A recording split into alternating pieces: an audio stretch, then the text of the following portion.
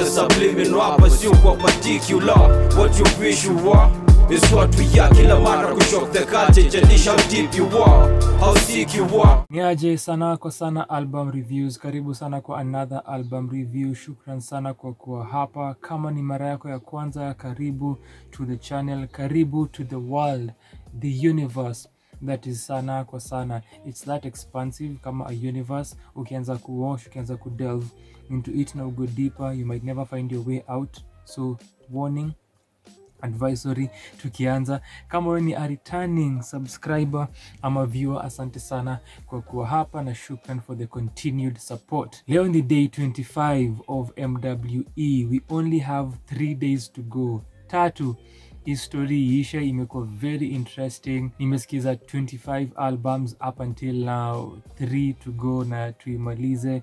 Kama umekuwa ukifuata hii safari tangu nianze, sina hata maneno, but I highly doubt kuna mtu amenifollow since day one religiously. Nashuku sana, lakini thank you for being here. Vile nimesema, leo ni day 25 of MWE inayosimamia music writer exercise. Gary Suarez, an American music critic, ndio alianzisha this idea back in 2015. Concept ni kila siku of February sikiza an album hujawahi sikiza before, then andika a tweet about it. Nimefanya since 2019, huu ni mwaka wangu wa 4 kuifanya. Then last year, besides the tweets, nilianza kufanya first listen reviews for kila project that nasikiza. Nafanyanga Kenyan projects peke yake. Huu mwaka nimeamua kufanya the same thing. Leo ni day 25 of doing this. Kuna 24 other reviews. If this ni yako ya kwanza kuona, kama umeona kadhaa, shukran sana. Ningependa sana unifollow katika hii safari ya huu mwaka. Pia iwapo uko interested, unaweza na project nilisikiza last year. Vile nimesema ni day 25, sahi ni 7:12 am. Nimesikiza my 25th project. It's an album under this exercise, na as the video title inasema, ni Lunchtime by Gabriel Omolo, the legend himself. Tukifanyanga hizi reviews, our criteria huwa on aspects tatu: production and musicality, concept na idea, na the content and themes of a project. It's an early morning na hisi mchangamfu. Is it the morning and the morning energy na sijalala, ama it's just the album? Hii ni album ya the banger musician that na believe ilitoka back in the day. Iko na his most famous song, his most popular single, Lunchtime, named therefore the album after that. Alafu the song ndio ina open this banger experience. Nimesema na believe juu this is something that nime raise concerns about kwa a number of reviews, especially kazi from previous generations ikikuja kwa the metadata. So the information that tunapata iko very contradictory concerning mwaka hii kazi ilitoka. So unapata different years from different sites na platforms. Ukisikizia Apple na Spotify, kuna version moja ya 2010, ingine ya 2012, and then hii version ya 2012 na 2010 zina differ in terms of the songs that ziko included and the arrangements. So kuna some confusion and misinformation, I think, lakini ilitoka back in the 70s, noting that kuna Lunchtime, the title track, and the famous song as I've mentioned. So bearing in mind your fact na the stories that some of these songs zina highlight. Vituka sound na production ni other aspects za kuconsider. The recognizable guitar melody yenye ina open Lunchtime ndio inatukaribisha kwa hii album, accompanied na the drums na the entire song na story yenye tunajua that Gabriel Omolo aliimba about way back in the early 70s, akicapture stories the working class and the labor force, the labor community, na vile wana spend hours zao za lunchtime based on their social na economic capabilities. Omolo akiwa na keen eye ya observation na kureflect, then kutie those stories into song. This is something that comes out through the entire album. Ni an observer, a storyteller, and an introspective musician na singer that through these different stories anakaa ana-observe society, anazi-feature into song, anaeka aspects za humor, satire na irony. Kwa this 12 song 57-minute album imeisha, nikajiambia singe mind hata kuendelea kuexperience the album, singe mind extra minutes to get into the 1 hour mark. Siko sure if naweza sema the same for other albums under MWE that zimekuwa 1 hour ama 1 hour plus, and it's the way that, as I've stated, ye kukuwa introspective, ye kureflect after kumake observations zake kuhusu jamii, behaviors zetu as human beings, kuangalia relationships between men and women, kuthink about politics na government na governance, kufikiria stories za ukoloni, ubeberu, discrimination, neocolonization. All of these things zina happen kwa this album under an hour, na for the fact that ni engaging, the stories ni captivating, perspectives zake ni interesting to listen to, imefanya ni feel naweza enda extra minutes into this experience. Ndio maana nimesema nahisi fiti when nimeanza hii review some moments ago. Hiyo ndio feeling nimekuwa nayo after kusikiza this banger album by Gabriel Omolo. The banger obviously related na connected na kile nimesema. Banger ni about stories, na as the opening song inafanya with the opening guitar riffs, that is something that is characteristic of the genre, something that tunapata predominantly through the entire album, driven na amazing guitar riffs, then ziko sometimes layered na maybe the same kind of melody that inachezwa, ama one that will be slightly different lakini adding a flavor, ama a riff that is entirely different. This can be by the same lead guitar, and sometimes iko subdued na panned differently, ama kutakuwa na a bass line that is also driving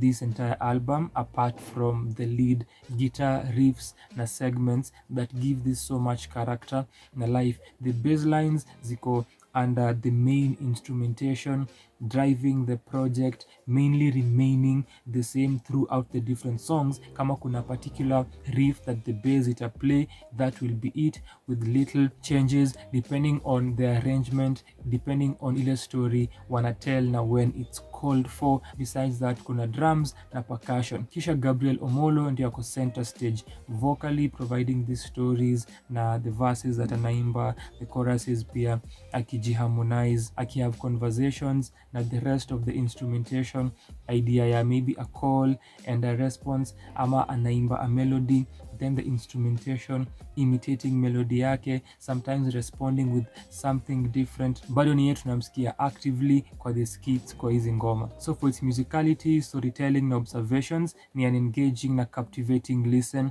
Imegusia baadhi ya maudhui ambayo anazungumzia katika hii kazi, kando na wimbo ambao anajulikana sana nayo Lunchtime, ambayo inafungua rekodi hii certificate kwa the execution of the album na the overall narrative, which haiko the thought process and the flow si unifying. Hakuna a singular overarching narrative. Kavile nisema juzi na number of times hii wiki and even in previous weeks on MWE, ni that kuna just a title that ina come from a single. This happens to be his most popular song, and then from that wanaichukua as the title of an album. Then uko na other songs that zinakuwa na zinakuwa lumped together as part of the album.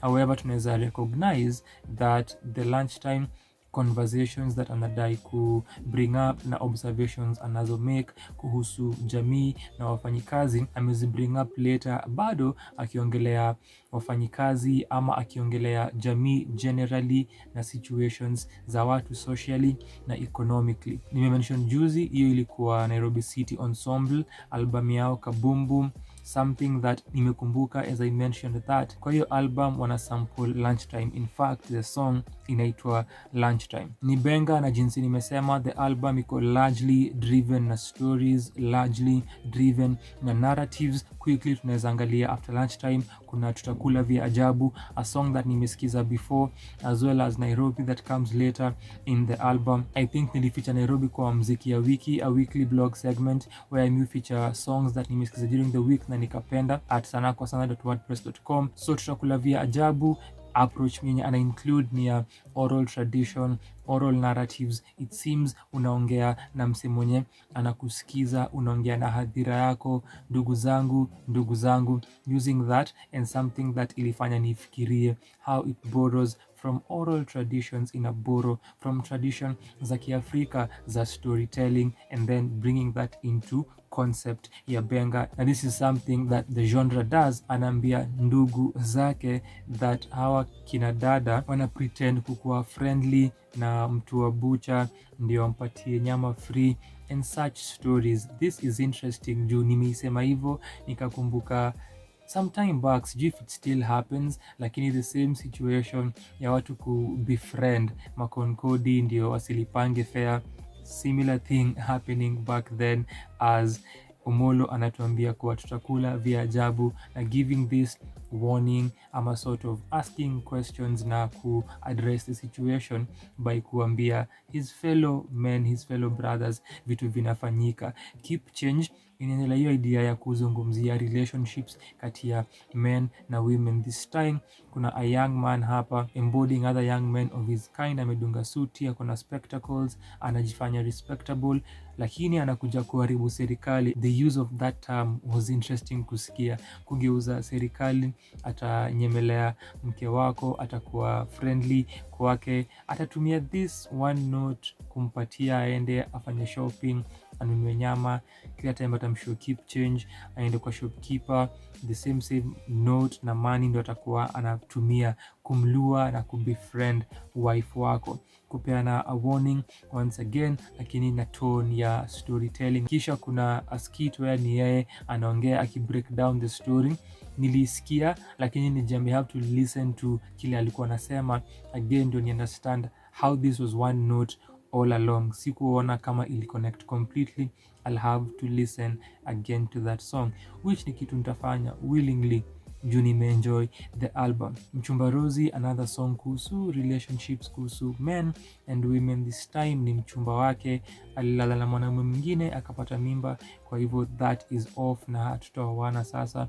Pata someone else mwenye alikupatia mimba, enda naye. Mpende mkeo from the title, bado kwa this idea ya relationships, marriage, romance. Hapa pia naongelesha wanaume alifanya kwa tutakula vya ajabu, but it's a different story. Mke wako si mfanyikazi wako, ulimuoa, ulianza kimbembeleza, sahi mbona umebadilika?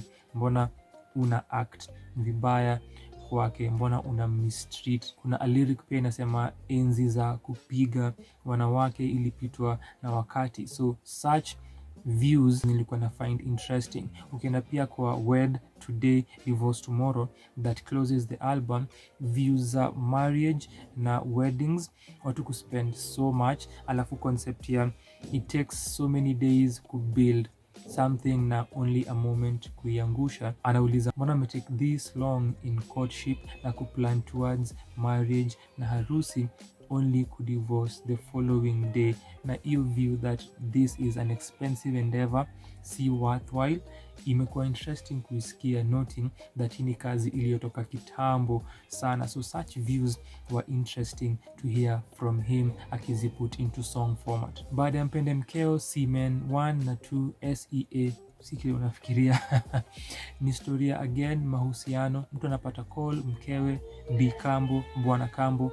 Hizo sounds kwa background ni kazi najua kile naongelea juu Bwana Kambo anapata call, mke wake anatarajia mtoto in fact amepata mtoto, aende hosi amchukue, anaishia anapatwa na bonge la butwa. Maanake mke wake, yule mwana waliyepata, yule mwana aliyezaa ni mzungu. So kuna hiyo tension ya kile anafeel kwanza na the emotions anazohisi. Anafikiria niache mke wangu ama mtu wetu mpatie sumu, hapana serikali itagundua, alafu ana written agreement tutaficha tu mtoto. So watu wakijaribu kuja kumuona, mtoi ako sick all the time, haonekani. Kwa Semen 2 ndio Omolo anakuja again as the person akiongea kwa the skit, as the narrator. Sasa tunamsikia akizungumza, break down the story that waliamua mtoto unasikia tumfiche, na wakisema mtoto alikuwa mgonjwa, alikuwa na lagai watu, lakini hatimaye ilijulikana. So listening to the story kwa Semen 1 na 2 na vile ilidevelop, ilikuwa na dramatization, ilikuwa na climatic moments where the mood imechange, arrangements imebadilika kureflect hizo changes, something that happens kwa number of songs kwa hii album. Listening to your skit kwa Semen 2, tulikuwa tushafuata the story, alafu kulikuwa na mention that wali agree kuficha. So when Omolo is speaking, narrator inafaa kuwa na a larger build up as we get to the resolution. The story inafaa kuwa na a dramatic ending that hatukuwa tumeona ikija ama hatukuwa tumepata from the singing na the story up until your point yenye anaamua kuzungumza. Juu nilihisi the trajectory alipeleka the story haikukuwa worth the build up na ye kuongea. Nimetaja Nairobi ni similar to lunchtime, ni similar to tutakula vya ajabu, kuongelea social na economic situations na structures za Wakenya. Alafu kuna hiyo layer ya irony na satire, how mtu anajipresent, watu wanaweza vaa gold dresses lakini hazitashtua anyone in Nairobi, watu wenye wanajiportray ka beautiful women, watu wa class ya juu, watu wanajiportray ka high class men lakini wanaishi Kibera, au mademu wanaishi Gishagi, Kawangware. And hiyo aspect ya humor, something that ina come up a number of times kwa the album. The song ina make commentary with captivating horn segments. Kuna hiyo call, response, conversational, interactive idea that mention ina come up kwa hii kazi. Nairobi pum tata utata pum pum porum, Nairobi pum utata pum pum porum. And it's so beautiful na engaging to listen to. The horn segments come again kwa Big Fish. The title inakwambia what the song is about, kuongelea the political class from hii perspective ya neocolonialism. Alafu kuna story anatel kwa another verse ya employer wake kumcheza na kutomlipa, kumpeleka koti, kisha akapata redemption yake na akakuwa compelled kumlipa. Hapo pia kuna a skit where Omolo anaongea as a judge. Kuna another aspect ya humor that comes in, judge akisema kama mtu anataka kuwa big fish aende Pacific, otherwise lipana pesa. Na hiyo idea ya ma big fish kuangushwa, it seems inakuja na an optimistic viewpoint towards the suffering yenye iko inflicted on citizens kupitia watu wenye wana misuse their power. The captivating horn segments inakuja once again kwa the last song, Wed Today, Divorce Tomorrow. They add life onto the already captivating instrumentation. Idea big fish in terms of power na leadership inakamin kwa tamaa. Mtu alikuwa kwa politics lakini amepoteza siti yake kwa kura, ameanza kuuza vitu fulani, ameuza gari ama nyumba ndio apate zaidi, kujireplenish pia now that amelose. Hiyo pia nimeifind interesting as a story, kutell story ya politician in that manner. It seems ni a couple wana converse pamoja, that concept ya greed coming in. Kulikuwa na big fish before that, kisha kuna ubaguzi, capturing these features na characteristics za leadership. Ubaguzi ina bring in story ya neocolonialism once again, akireflect on siku za mabeberu, vile tulikuwa tunasafa kupitia discrimination. Kwa Big Fish pia aliongelea mabeberu na impacts za their leadership through lens ya Waafrika sasa kukula smaller fish na kuwadhulumu. Hapa ni beberu na Wahindi wakidiscriminate. Then the last song imeongelea Wed Today, Divorce Tomorrow, as Omolo anasema with the skits that nimerefer to earlier. And the opening half of this song, the instrumentation ina change again to reflect the changes in the story na the mood wanapitisha, and the message inakuwa conveyed differently. The opening part, the chemistry between the drama, the bass, the percussion and the lead guitar, so beautiful. And how the drama na sustain and then the bass is deep, ina feel na ina blend fiti kwa the atmosphere, the lead guitar. And then you have to think to experience on segments as I've mentioned for this song too.